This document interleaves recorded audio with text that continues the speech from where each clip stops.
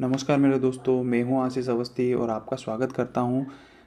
NDPS act में भी कभी भी कोई मामले बनते हैं, अगर एनडीपीएस के अंतर्गत अगर किसी भी पुलिस अधिकारी को कार्रवाई करना है तो उसे सबसे पहले एनडीपीएस एक्ट का सेक्शन 42 को देखना होगा।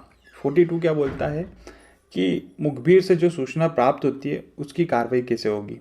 या तो एनडीपीएस के एक्ट में जो मामले बनते हैं 8/20 के, 8/21 के, 8/18 के, 8/27 के, जितने भी मामले बनते हैं या तो पुलिस की चेकिंग के दौरान, वाहन चेकिंग के दौरान या कोई मुखबिर की सूचना के दौरान ऐसे मामले बनाए जाते हैं ज़्यादातर।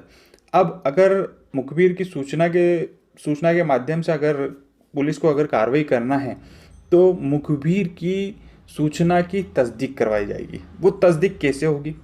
अगर किसी पुलिस वाले को, जो कि पुलिस वालों के जो विश्वसनीय मुखबिर होते हैं, उनके माध्यम से अगर पुलिस को सूचना मिलती है तो पुलिस का जो अधिकारी है, एएसआई रैंक से ऊपर का, मतलब सब इंस्पेक्टर रैंक से जो ऊपर के अधिकारी आते हैं, वही इस एनडीपीएस की कार्रवाई, मतलब एनडीपीएस के कोई भी मामले में कार्रवाई कर सकेंगे।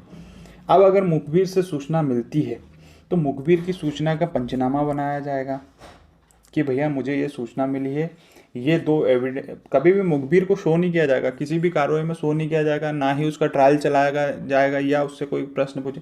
सिर्फ ये जो मुखबिर होता है ये पर्दे के पीछे वाला व्यक्ति होता है, और उसको अगर वो अपन को सूचना देता है, पुलिस वालों को सूचना देता है, तो पुलिस वाला का कर्तव्य होता है कि उसकी सूचना को लिपिबद्ध किया जाए पंचनामे के माध्यम से। अब अगर पंचनामा बनाएंगे तो आपको क्या करना पड़ेगा? दो विटनेस बुलाना पड़ेंगे जिसके सामने पंचनामा बना रहे हो, साक्षियों के सामने भी बनाना पड़ेगा।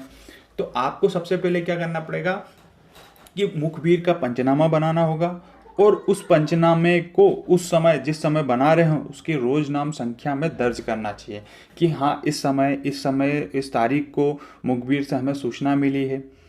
अब मुखबिर से यदि सूचना मिल जाती है और उसका अपन ने पंचनामा बना लिया दो विटनेस के समक्ष, दो विटनेस से हमने बता दिया कि ये विटनेस, दो विटनेस है जिसके सामने हमें मुखबिर ने सूचना दी है और उसको हम मतलब वो कर रहे हैं, उनके सामने सर्टिफाइड कर रहे हैं।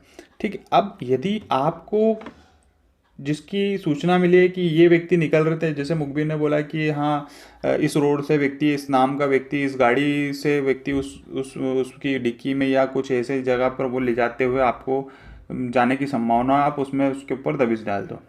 अगर ऐसी कोई सूचना मिलती है तो वो क्या करेगा, अगर कोई भी पुलिस अधिकारी दबिश डालने जा रहा है या उसको पकड़ने जा रहा है तो इससे पहले बहुत सारी कार्रवाई करना होती है।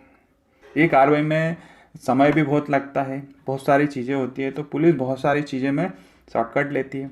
अर्थात मेरा ये कहने का मतलब है कि अगर जो सूचना मिली है उस सूचना की आपको एक वरिष्ठ पुलिस अधिकारी से तस्दीक कराना पड़ेगी। तस्दीक कराना मतलब जो आपको मुखबिर सूचना मिली है वो सही है कि गलत है, उस चीज़ की आपको, नहीं तो अगर ये मामले ऐसे होते हैं जिसमें 10 साल की भी सज़ा, आजीवन कारावास भी है, इसलिए वरिष्ठ पुलिस अधिकारी, एसपी हुआ है ना, इनसे इन सूचनाओं को तस्दीक कराना पड़ता है। अब ये तस्दीक कैसे होगी? तो आप सबसे पहले मुखबिर की सूचना को तस्दीक कराने के लिए एक आरक्षक भेजेंगे। जो आपने पंचनामा बनाया है सूचना का, उसकी एक कार्बन कापी जो होती है, कार्बन कापी और उसके साथ में सूचना प्राप्ति की रसीद, दोनों को संलग्न करने के बाद में आप क्या करेंगे, वरिष्ठ पुलिस अधिकारी को मुखबिर की सूचना एक विशेष आरक्षक के माध्यम से वरिष्ठ अधिकारी को पहुंचाएंगे वो सूचना।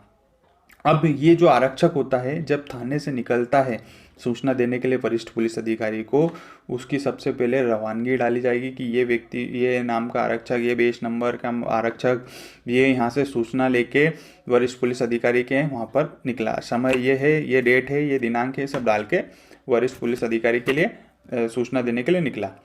ये पुलिस अधिकारी जब सूचना दे के आ जाता है, मतलब पंचनामा की रिपोर्ट भी दे देगा मुखबिर की, उसके साथ में आपकी सूचना प्राप्ति रसीद भी दे देगा, और जब ये देने के बाद में वापस आता है तो उसकी वापसी भी रोजनामचा संख्या में डाली जाएगी, रवानगी भी डाली जाएगी और वापसी भी डाली जाएगी। अब ये जो कार्रवाई होती है सेक्शन 57 के अंतर्गत, अगर आप 57 देखेंगे एनडीपीएस एक्ट का, तो हमको ये जो सूचना दी जाना चाहिए वरिष्ठ पुलिस अधिकारी को, वो 48 घंटे के अंदर दी जाना चाहिए।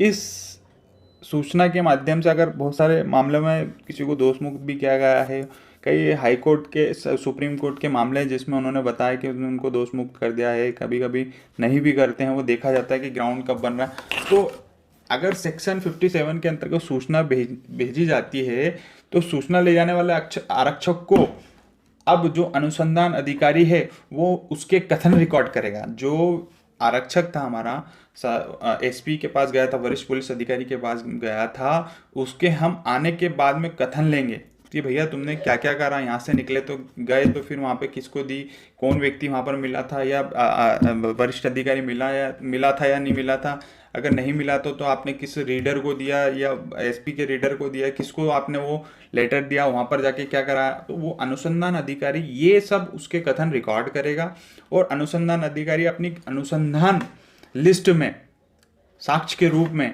इन्हें भी लिस्ट करेगा कि भैया आपको भी लिस्ट किया जाता है और उसके साइन वगैरह लिए जाएंगे। कथन पे साइन कभी नहीं होगी, ये याद रखिए, है ना।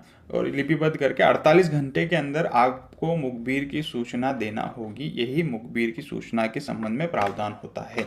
और ये कार्रवाई बहुत ही महत्वपूर्ण होती है एनडीपीएस एक्ट की सेक्शन 42 के अंतर्गत। बिना 42 के अंतर्गत अगर मुखबिर की सूचना को लिपिबद्ध नहीं किया जाता है तो एनडीपीएस की कार्रवाई सफल नहीं मानी जाएगी। बहुत सारे मामलों में सेक्शन 42 का अगर पालन नहीं किया जाता है तो उसमें दोष मुक्त करने का प्रावधान होता है। लेकिन कभी भी पुलिस वाले ऐसा हो नहीं सकता है कि सेक्शन 42 का कार्रवाई नहीं करें। कभी कभी जो नए होते हैं वो ऐसा कर सकते हैं भूल चूक में, क्योंकि बहुत सारे जो सुप्रीम कोर्ट ने जो लोगों को बरी किया है वो इसी कारण से करा है कि मुखबिर की सूचना में सही से उसकी प्रक्रिया का पालन ना करना, 48 घंटे के अंदर सूचना नहीं दी जाना, तो ये सब होते हैं।